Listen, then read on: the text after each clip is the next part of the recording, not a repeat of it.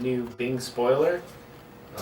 It's a new model I made based off of some things I've been working on in my head and on other boards, and I really wanted to make a real easy basic board that surfs primarily off the tail. It's not a nose rider. You can definitely still walk this board, but I wouldn't say this is something that you would go to the nose on at all. Because that's kind of what we're known for. I just wanted to really focus this one off the tail, and so the elements of this board is, like, for one thing, it's a little wider, so I wanted the stability and the wave catching was really, really important. So you got a little nose rocker and you got a pretty flat tail. And then the wide point's somewhat forward on it, and that's really good for paddling. It gets into steeper waves, it gets into mushy waves really, really easy. There's no drag from concave, there's nothing. The bottom is all pretty much rolled. I'll show that in a moment. But the tail being flat just gives you this constant drive. It's super stable paddling, super stable, like standing up and just getting ready to just drive down the line. It's just gonna go pretty much where you want. You can put it where you want and it will go there. A lot of projection in the turn.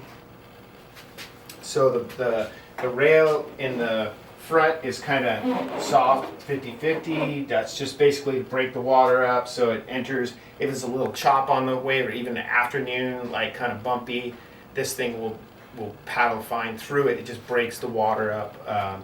And then the rail sort of going towards the middle is pretty, like, I would say like 70-30, where it's like 70% down, 30% up. That's what that means.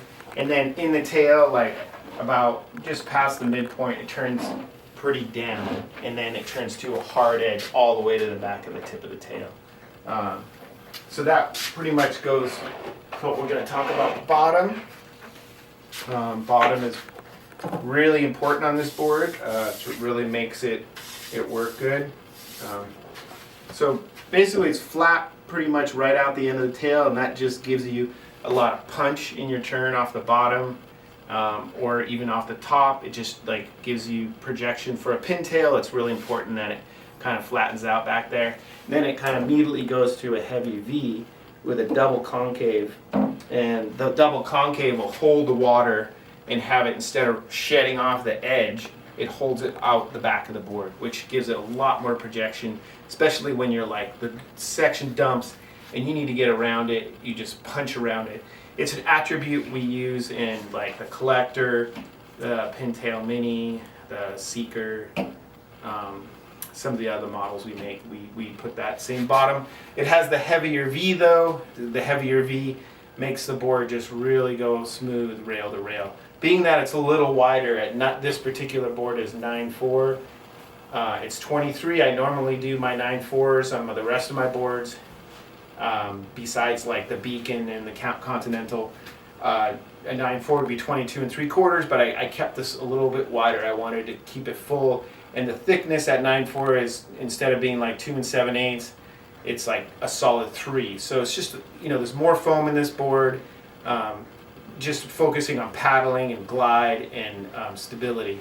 So as we go down, we're looking at the bottom here. We're just looking at quite a bit of V still, going into like a roll, where it kind of right where your speed zone is, kind of it flattens out, and then but you still got the roll here, which makes it really forgiving. So when you're coming off and you're hitting off the bottom, anything that's on the face, chop or anything like that, it's super forgiving. It's just gonna like feel buttery and smooth, and if the rail was harder, the board would like pump more, but we wanted something that like you could still take a high line and trim it and just kind of smooth rail to rail transitions. And if you want to really get on the tail, that's where you're getting the big turns.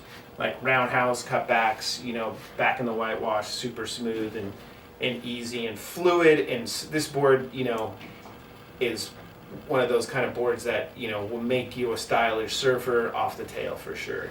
Just real easy, lots of drive. When we get up to the nose, we start getting into a little bit more roll again, and that's where the rail turns up more to a 50-50 rail, and this is what breaks the water up, breaks the water up, so that any of the chop or anything on the face, even like, you know, offshore wind, it just keeps it going really smooth. So that's that. It's very simple board. It's super stable, extremely drivey and constant speed and through all your turns. Just like you're always going to have speed because the rocker is pretty just gradual, long curve from, you know, the middle all the way back to the end of the tail with a little acceleration of rocker out the back. Combination with this flatness just gives the board a lot of positive attributes in the turning. And we offer this board as a single fin. As far as size range, I think we're looking at 9/8 to possibly 8 foot, definitely 8/6. We're still trying to see how much we can push this thing down. With this kind of rail, sometimes when you get a little bit shorter, it hasn't been a problem. We have an 8/6 demo, it works excellent. But going down to the 8-footer, we might have a little too soft a rail because there's not enough surface area possibly to keep the board going, but not enough of a hard rail for how short it is to keep it, and then you end up, it turns into sort of a different kind of board. Like you have to pump it, and the softer rail kind of has a tendency to just want to stick to the face. But on a board like 9/4 to 8/6, you know, up to 9/8, this rail is amazing. So this is the spoiler model.